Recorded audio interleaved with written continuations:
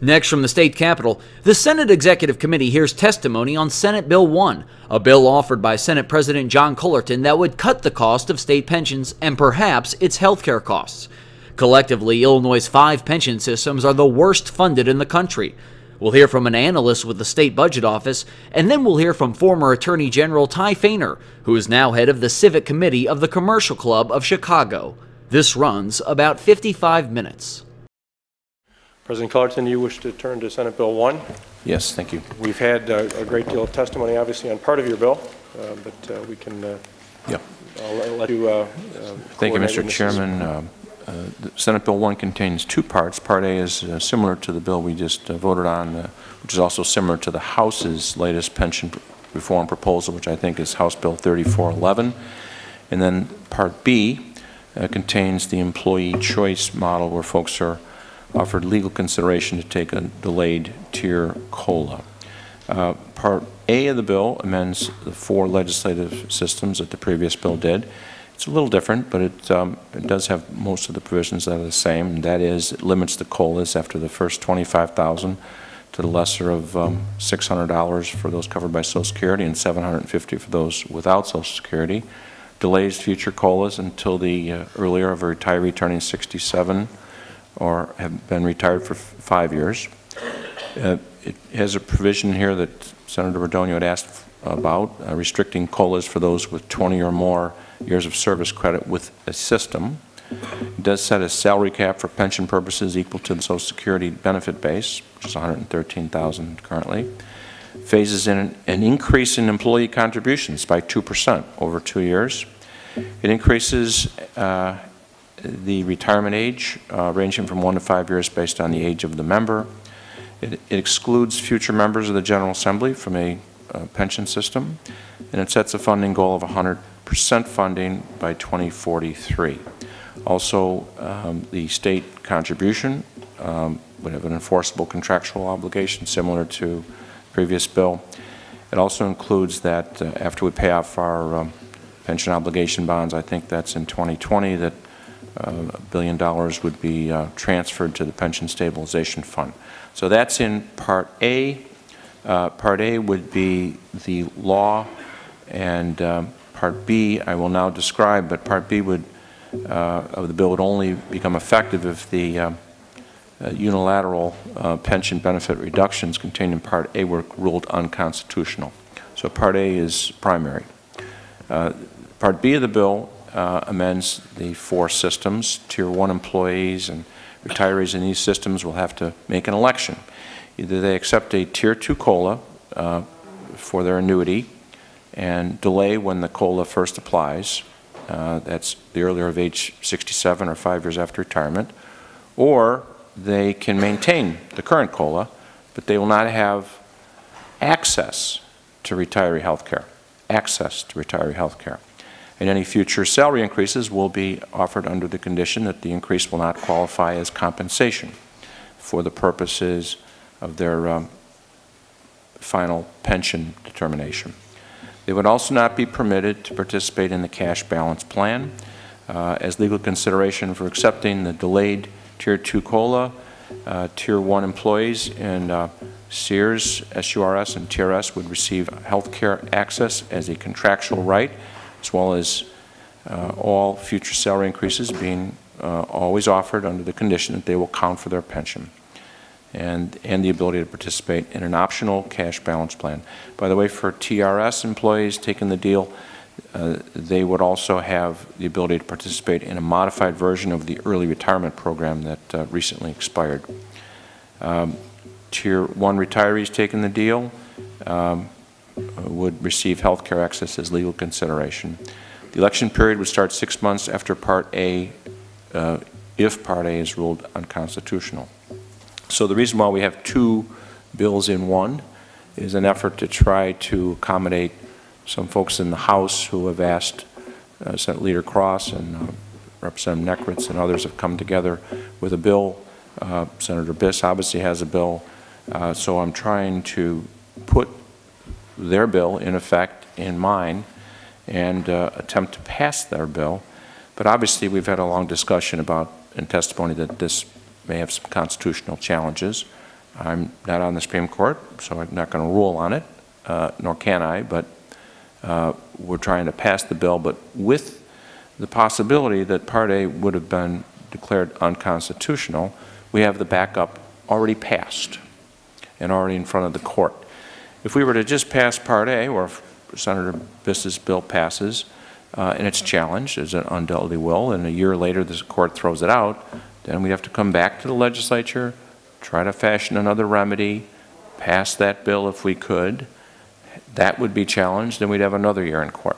So rather than delay the possibility of having to do that, that's why I have both bills in the same bill, if you will, making it clear that Part A is the bill that is the law. In other words, all bills that we pass are presumed to be constitutional. The court would be directed, you have to rule on the constitutionality of Part A before you even look at Part B, and the court would do that. Now, as far as the savings are concerned, a way to look at this is in the next 30 years or so, we will actuarially have to pay in $381 billion into our pension system.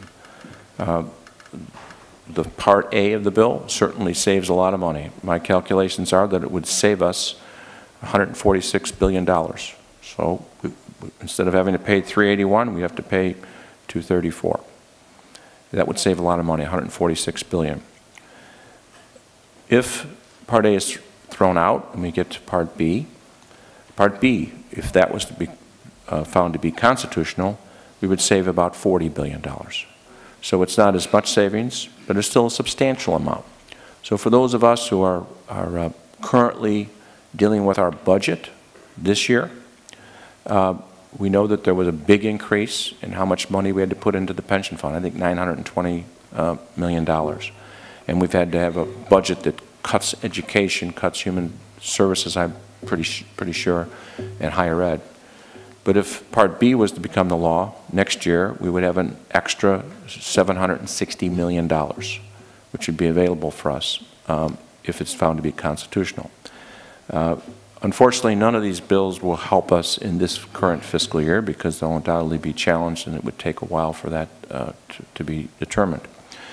But that's why it's a hybrid, because we're trying to save money, we're trying to anticipate a constitutional challenge, and come up with a bill which has a different argument for why it's constitutional, even though it doesn't save as much. But it sure does save a lot of money. $40 billion is a lot of money. The unfunded liability in Part B would be reduced immediately by $11 billion. Not as much as Part A, which I think is close to $28 billion, but nonetheless a very significant reduction. Compared to earlier versions of pension reform that were advanced, this is a substantial savings. So with that, I'd be happy to hear from witnesses and answer any questions. Thank you, Mr. President. Thank you, Mr. Chairman. My name is Hans Zygmunt. I'm the Chief Economist and Associate Director of the Governor's Office of Management and Budget. As the Governor made abundantly clear in his budget address, the time to act on pension reform is now. Senate Bill 1 offers two approaches to strengthen and stabilize our pension systems. The reforms offered in Option A, as the Senate President indicated, could save perhaps $146 billion over the next 30 years and reduce the unfunded liability, as Senator Biss indicated earlier, by $28 billion between now and 2045. If Part A is found unconstitutional, Part B could still reduce the unfunded liability by $10 billion and reduce the payments to the pension system by an additional $40 billion between now and 2045. This assumes 50% uptake in both SERS and SURS and the General Assembly system, and 30% uptake in the teachers' retirement system. Now, one thing that's important to point out is that if there's only 30% uptake in the teachers' retirement system, the 1995 funding law would be retained for the change group. So in the future, we would not be going to the 30%, 30 years to 100% funding. But there is a provision that you're all aware of whereby the pension obligation bonds, when they're paid off in 2020, $1 billion would be paid to the pension system or go to the pension stabilization fund. In that event, and that $1 billion is then paid in addition to the 95 funding plan, you would still get to 100% funded by 2045.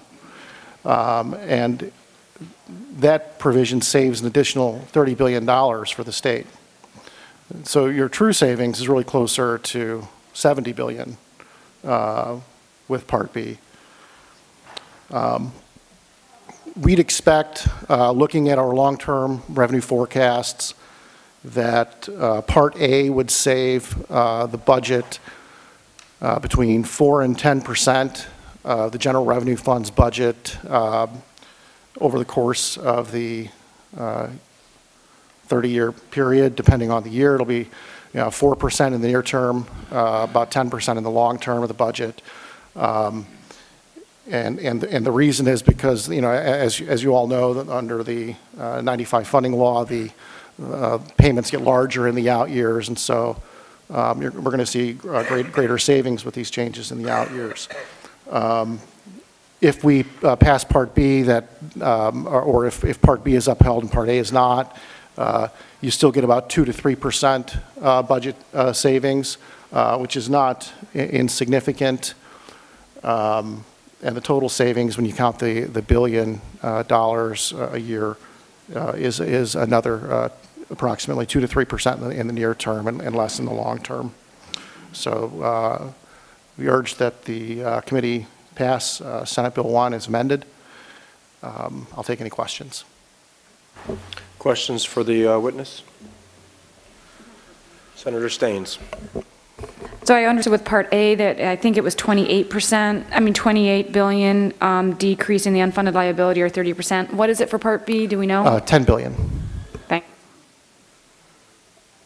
Any other questions for this witness? Thank you. Thank you very much. Why don't we hear from General Fahner?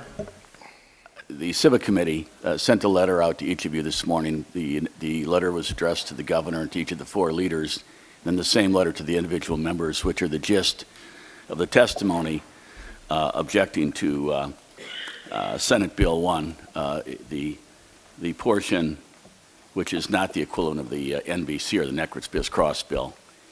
And the letter was sent this morning only because I wasn't certain until this morning the matter was going to be up, and we continue to work with all sides trying to come up with a solution everyone can live with. So it's not to lay down anything other than our view of why the Part B of Senate Bill 1 is wrong. So let me get right to it, and I will shorten it a little bit and be happy to take questions given the lateness, but thank you for the courtesy and the opportunity to testify. The letter that I sent, for those that haven't received it, there were a number of members of the business community, representatives here with me earlier but had to leave. Greg Bays, Illinois Manufacturers, John Carpenter, Chicagoland Chamber of Commerce, Kim Maish, National Federation of Independent Business, David Miller, iBio, Doug Whitley, excuse me, the Illinois Chamber of Commerce, Mary Sue Barrett, Metropolitan Planning Council, myself on behalf of the Civic Committee, Jeff Mays, the Illinois Business Roundtable, and Carol Portman from the Taxpayers Federation. We met and discussed this, and everyone put their signature in agreement to this letter, trying to drive home that there is at least unity as to why we object to this portion of Senate Bill 1. And while we sincerely appreciate Senate President John Cullerton's efforts to reform the state's pension systems, I mean that sincerely, and restore some stability to Illinois' finances, we believe that Senate Bill 1 will not achieve those goals, but rather worsen the state's financial condition. As you know, the current aggregate funding level of the 5 state plans is only 39%, the worst in the nation, with a non-funded liability of $97 billion.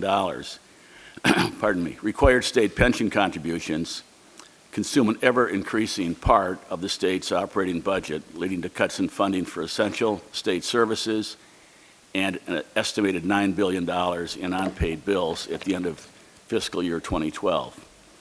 Because of concerns about the funding of the pension plans and the increasing pressure on the state's budget, the state's credit rating, as we all know, has dropped to unprecedented levels, which has increased the cost of borrowing. Illinois now has the lowest rating in the nation, according to Moody's and Standard & Poor's, and all three rating agencies have the state on negative watch for possible future downgrades.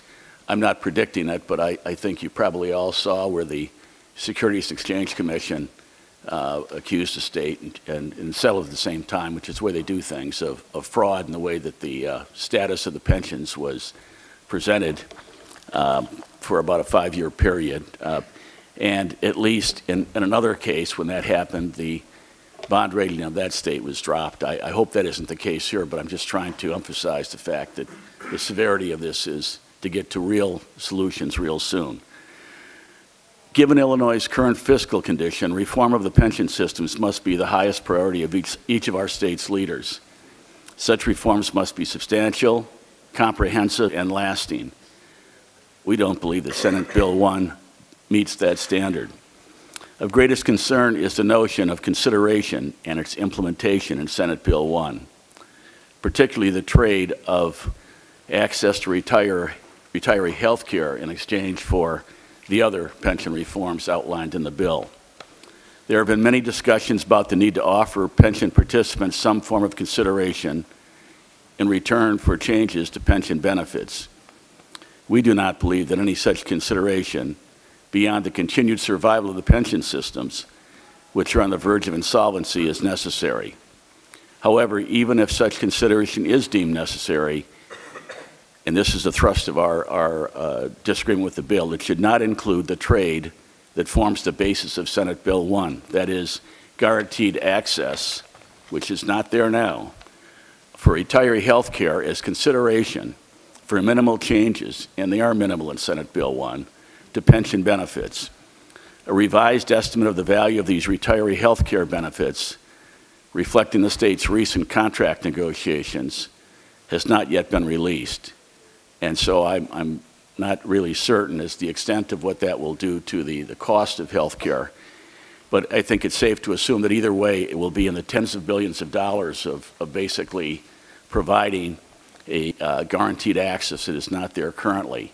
When you put that on top of the $97 billion unfunded, you're just adding to the burden of trying to regulate a budget and make changes on all the things you have to do with this budget going forward, how you allocate resources to the very important needs that are being pushed out now.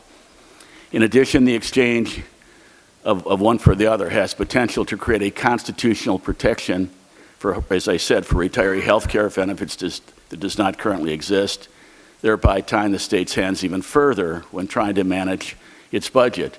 The easy example is you're constrained now trying to get pensions back on track with the $97 billion unfunded, all the money that's being drained from other needed resources. All you have to do is imagine and you're doing that for a variety of reasons, as well as the fact that people are entitled to get the pensions that they've earned. But if you add another guarantee to it, then the larger amount will constrain you going forward even more, and that's the substantial basis of our objections. So you create an even more tenuous financial situation in the future. Finally, we find the estimated savings. I listened very carefully to Senator Cullerton. We find the estimated savings from Senate Bill 1 to be insufficient. As you know, all of the rating agencies have indicated that a key provision of pension reform must include significant reduction of the unfunded liability. The reduction in the unfunded liability from Senate Bill 1 is currently estimated in the range of $11 to $18 billion. Those were figures that were provided to us, I believe, from the Senator's staff.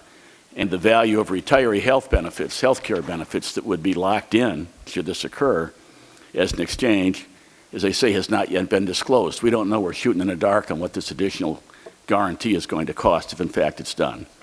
Other reform proposals that are currently under consideration by the General Assembly estimate reductions in the unfunded liability that are double those from Senate Bill 1, and they do not lock in the billions of dollars in retiree health care benefits. So we don't even get to Part B unless the Supreme Court throws out Part A. Just wanted to make that point. But as far as the savings in Part B, back in 2011 veto session, you supported Senate Bill 512, sponsored by Tom Cross.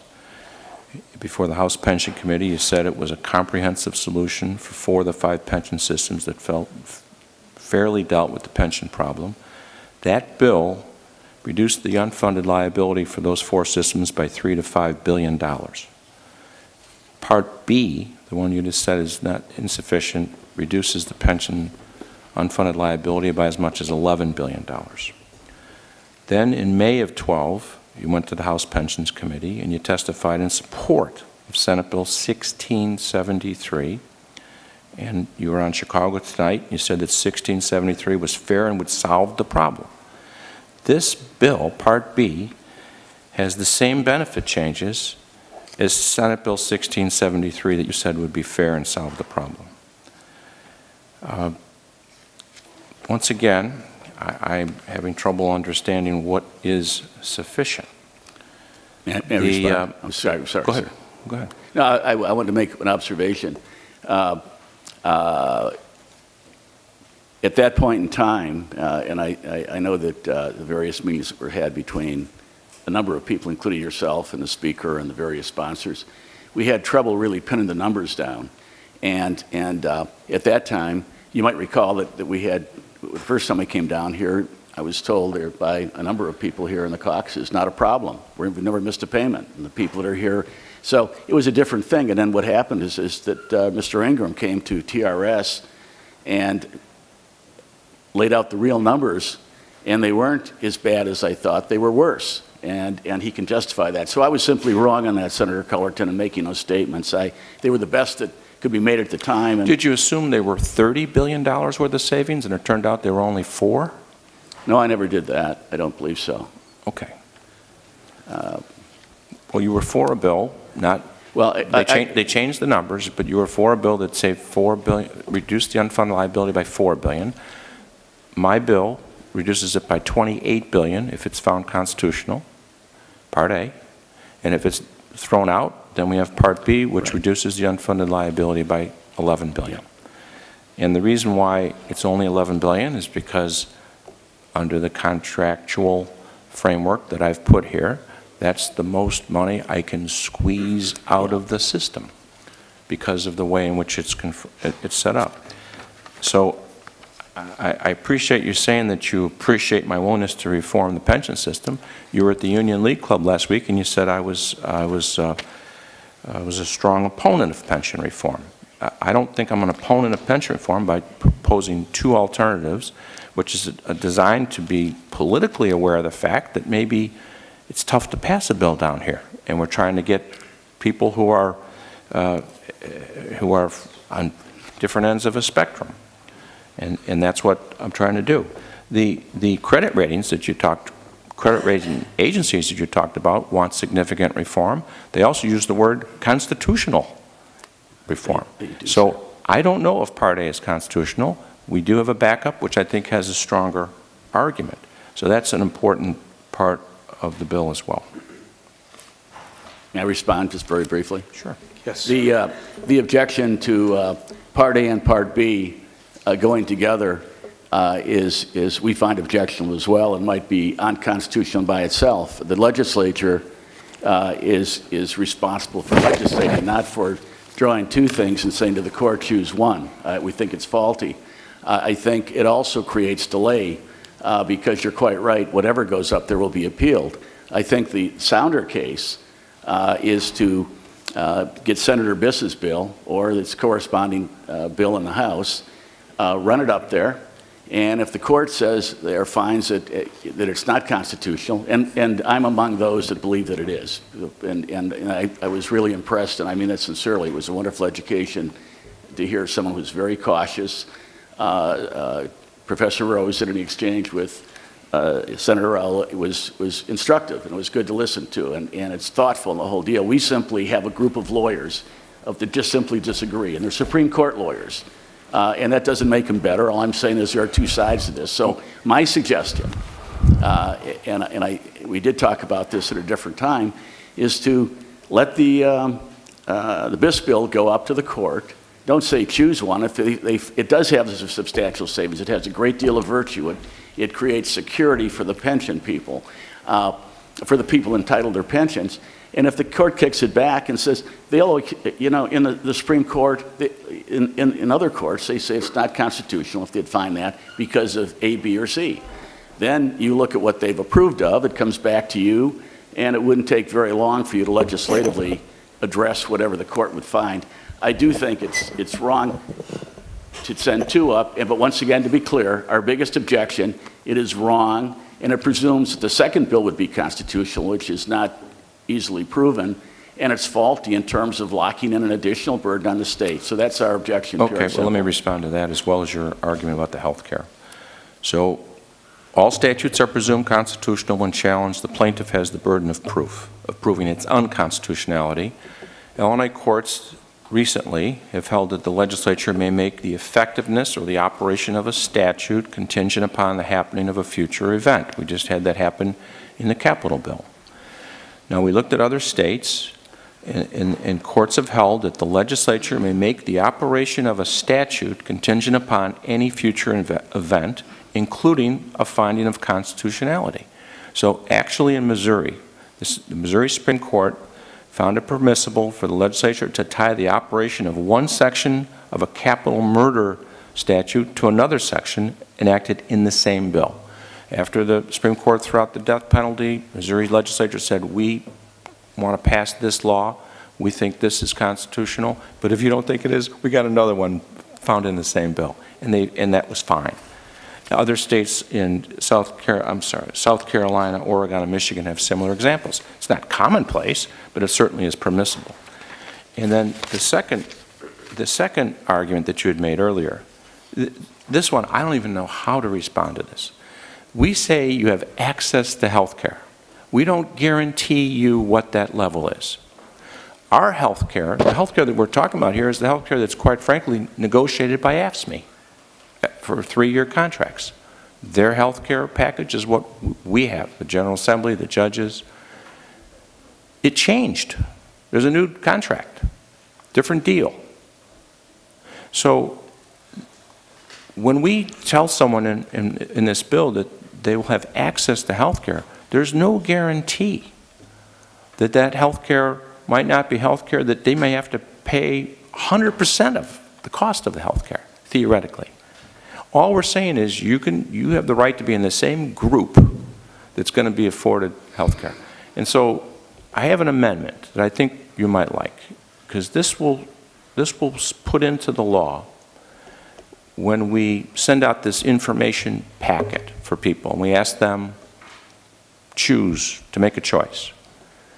It'll include the following notice. You are hereby advised that the program of health benefits offered is for access to a group health care plan administered by the department, and you may be required to pay for the full cost of coverage provided by the plan, including all premium, deductible, and copay amounts. We're putting it right in the packet and telling them up front, if you want to make this choice and you want to get a guarantee, a locked-in guarantee of health care, it may turn out in the future that it's not worth anything. And we're going to notify them that. So the amount of money that we're jeopardizing by giving a contractual right to access to health care is zero. It's not likely to be zero, but that's what it is. So you can't say that this is a bad bill because it potentially is going to cost $54 billion. It's not in the law, and it can't even be a reasonable inference from the law. And Mr. Chairman, when it's appropriate, I'd like to adopt this amendment that adds this provision to the bill.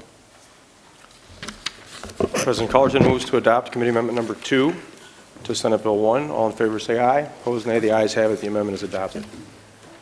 General Fahner, I just have one question to follow up on that. I know Senator Rowe has a question, but based on your conversation with President Cullerton, why is it your opinion that the BIS bill is constitutional when presented by itself and unconstitutional when presented in conjunction with President Cullerton's proposal?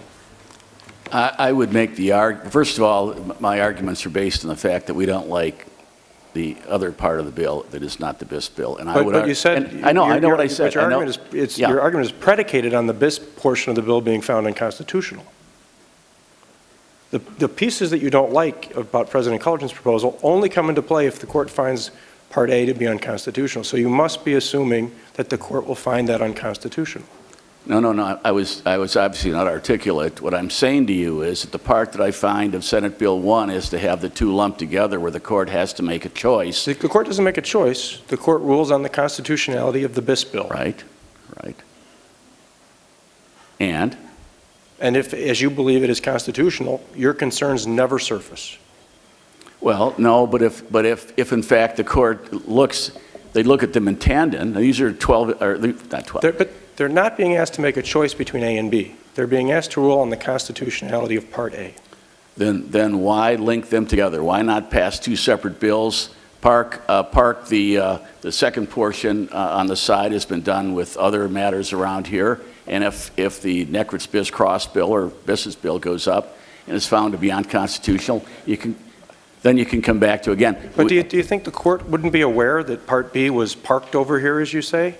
The court is well informed. Sorry, I don't understand how putting the two in the same bill in any way changes the constitutionality of Part A, the BIS bill. Senator, most respectfully, the court is well informed, but they can only pass on what's in front of them. They can't read in the papers and say this is what might happen. They don't take judicial notice of what might be in the other. They shouldn't, at least. If the NBC bill goes up on its constitutionality and its propriety, it will be challenged. That's all they have in front of them. And that's where they decide. But that's all that they would have in front of them if Senate Bill 1 were to pass. Because only Part A, the BIS bill, would be operative. That would be the only piece of law before the court. Well, let me try and get it a different way, because I don't think we're going to convince each other. And I say that most respectfully to each one of you. I mean that. And I meant what I said earlier about how hard you're all working on it, and Senator Cullerton and so forth. The part we find objectionable, and I'm only repeating myself, which isn't helpful, is that we don't buy this access to health care business is not being locked in. The unions and the people that are represent them will say, of course it is. This is consideration. You give up A for B, and it's only access to health care.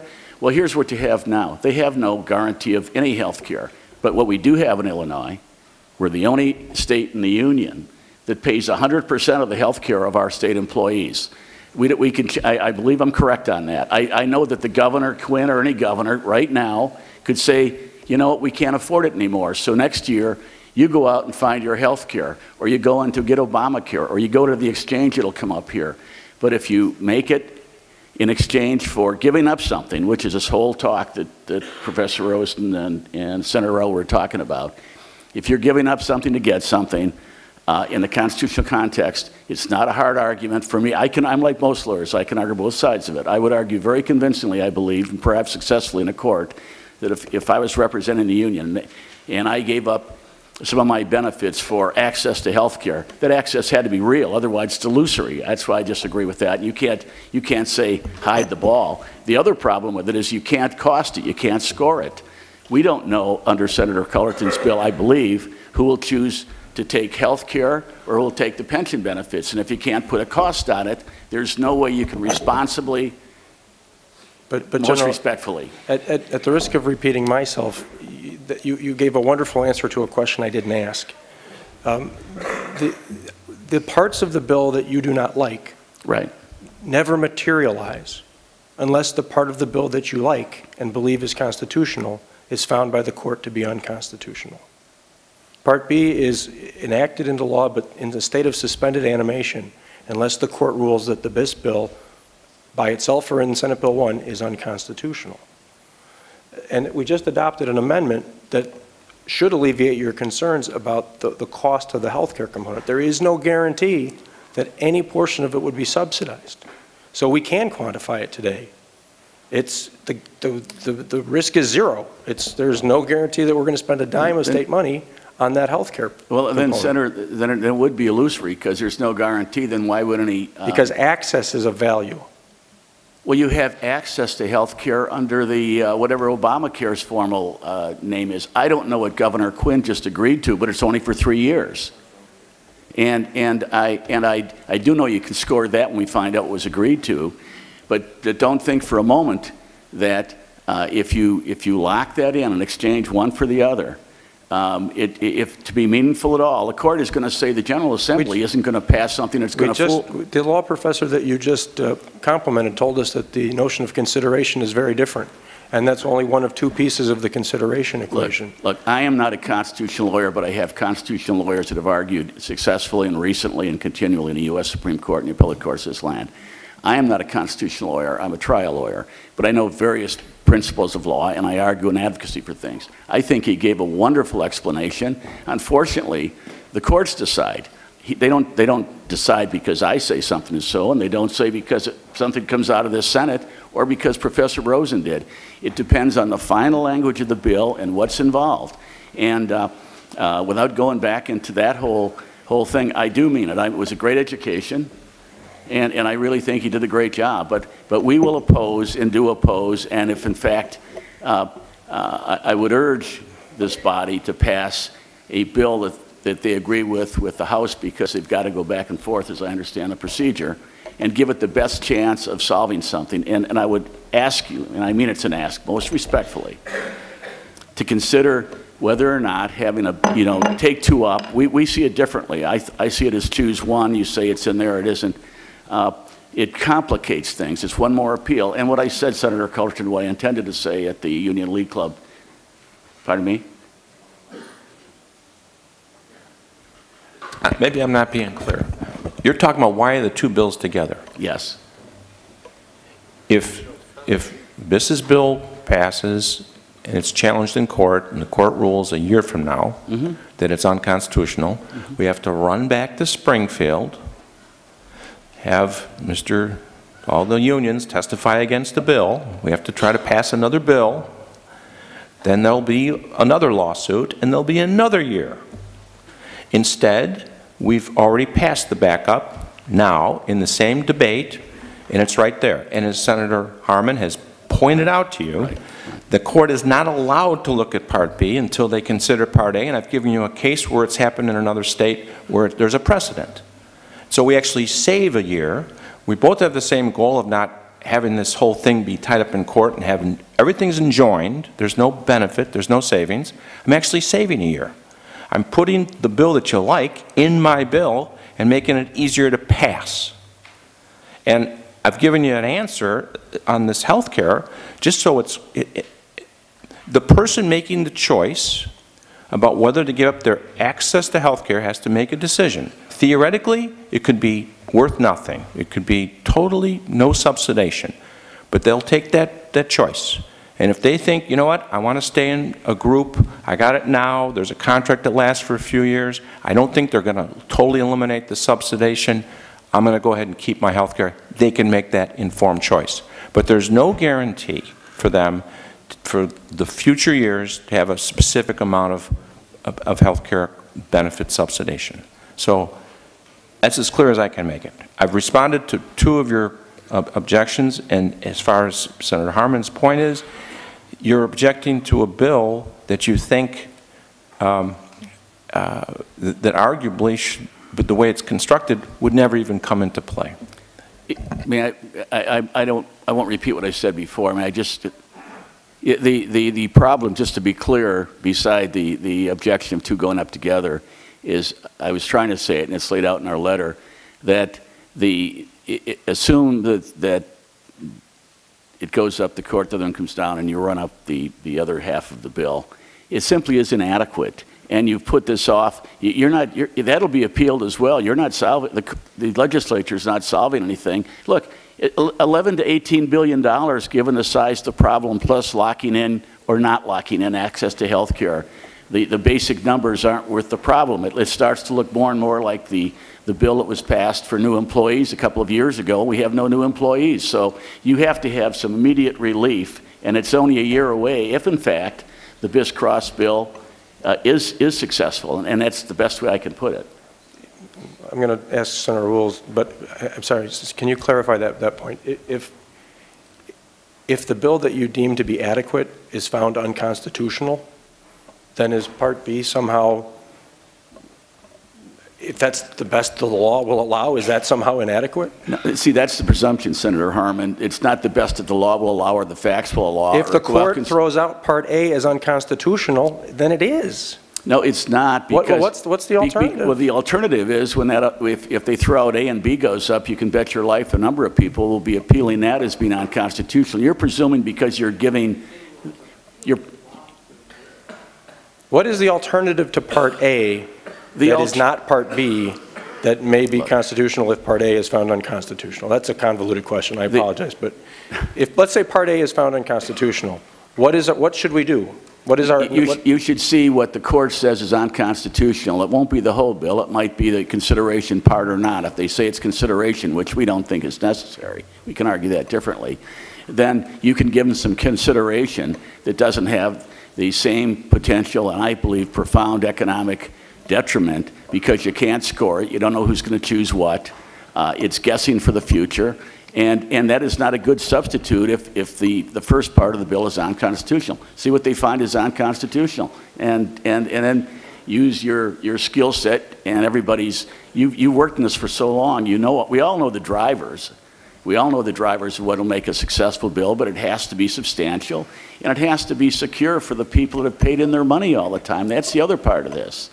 And you don't make them secure if you pass a bill which is less than substantial, because it's the quickest way in the world to be back here again saying, guess what, we saved something, we did pension reform, we still don't have enough money because we're still paying too much interest, pardon me, on the unfunded liability.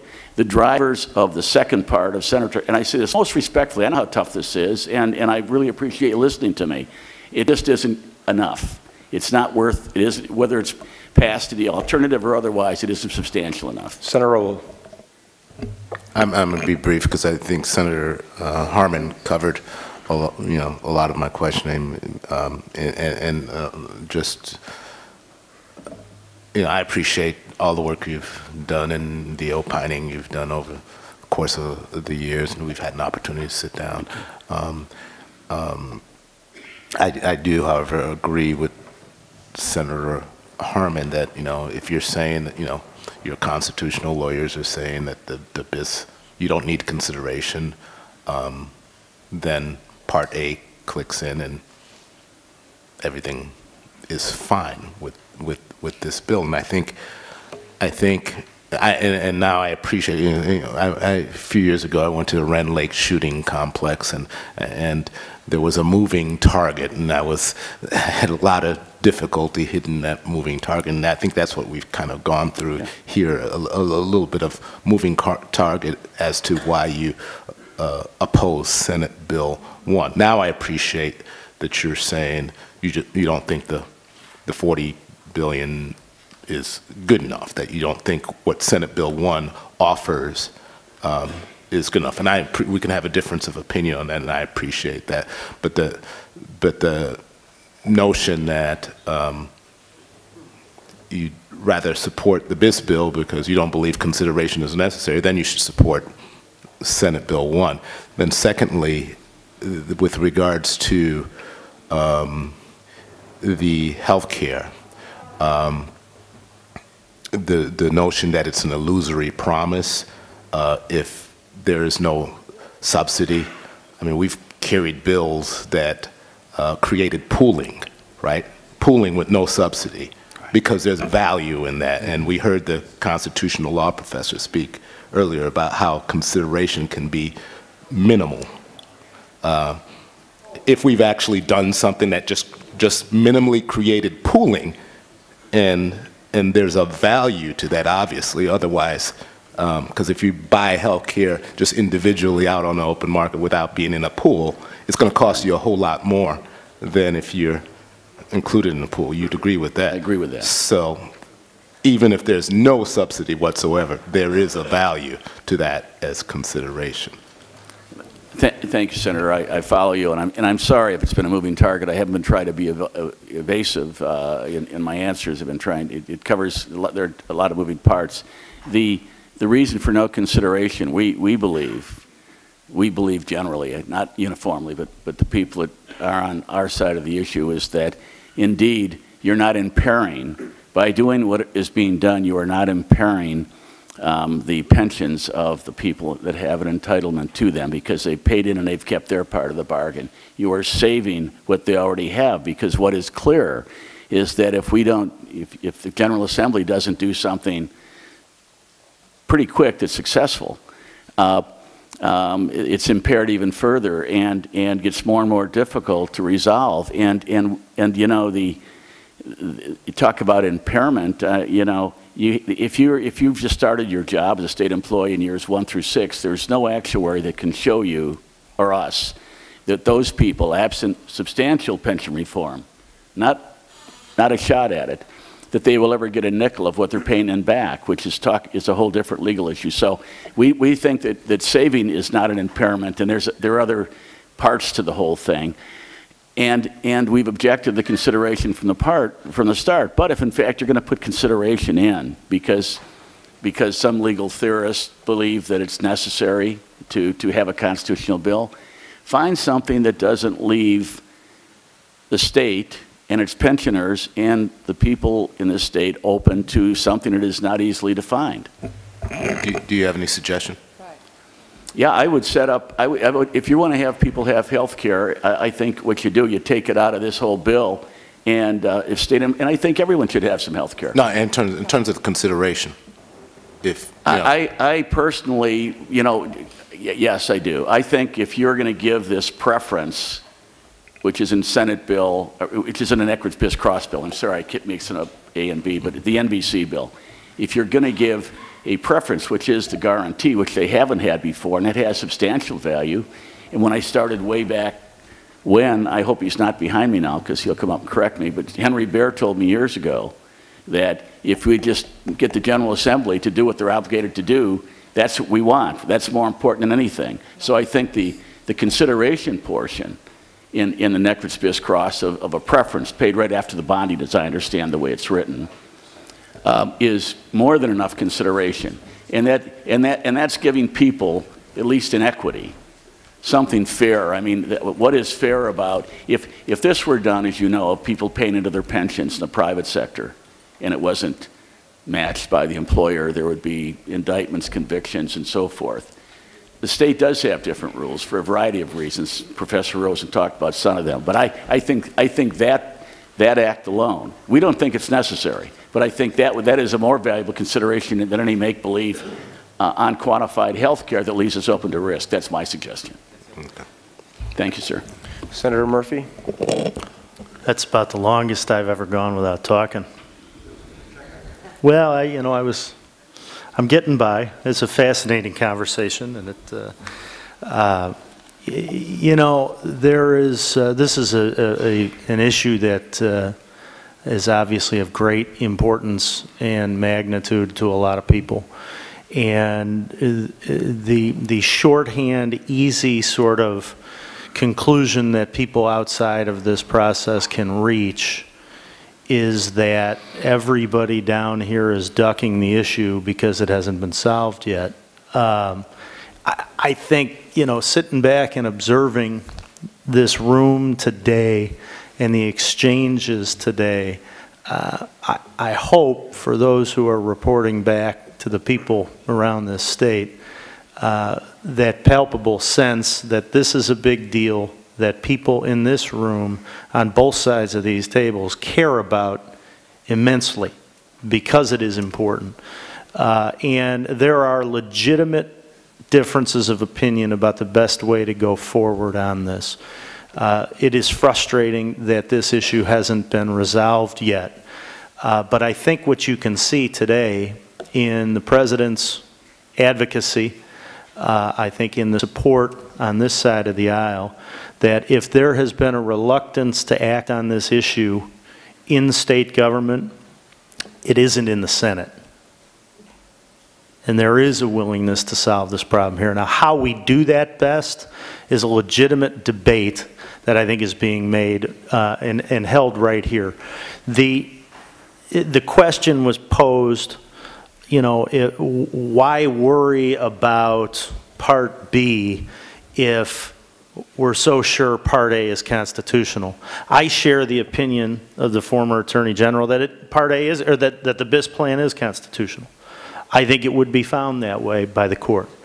I think one of the points that Professor Rosen made, that any lawyer here, if they're going to be honest, nobody knows for sure what the court is going to do. I know I have thought an outcome was going to go my way with certainty and had the court tell me otherwise. It's possible that Part A or the BIS bill is held unconstitutional. I think it should be constitutional, but it's possible that it wouldn't. So if it isn't, what do we have? We have a bill that I think is a reasonable effort on the part of the Senate President, but it doesn't solve the problem. It doesn't come even close to solving the problem. And one of the things we know about the way things work in Springfield is this. If you lose critical mass and momentum behind an issue because you did a little something on it, especially something as hard and emotionally challenged as this, you don't get a second chance anytime soon to do it as well as you could have. My concern is if Part B becomes the law, 10 or 11 billion off of the 100 and 40 billion instead of the 159 that Senator Biss's bill has, doesn't do it. It doesn't allay the gnawing fear that lives in every annuitant and employee who's lived with that fear for years now. It doesn't address the problem that we have when we try and put a budget together in near terms. 762 is big help, don't get me wrong, but in the long term, this doesn't get us where we need to be. And the direct answer is, if the BIS bill isn't constitutional, there are other alternatives other than B that are being discussed. But the reality of the situation is if that bill is not constitutional, we have to fundamentally look at what we can do, whether it's an amendment to the Constitution or something else that's far more dramatic. So in my opinion, everybody in the room ought to hope that the BIS plan works, because it is the least harmful way to put us on a path to being able to keep as much of the promise that was made as possible. So with that, I was pleased to have the opportunity to support Senator Biss's proposal. Mr. President, I commend you for the way you have handled pensions in this chamber, in stark contrast to the way it's been handled on the other side of the Capitol, but I respectfully disagree with Senate Bill 1. The Illinois Channel's coverage of legislative issues is underwritten in part by AARP Illinois.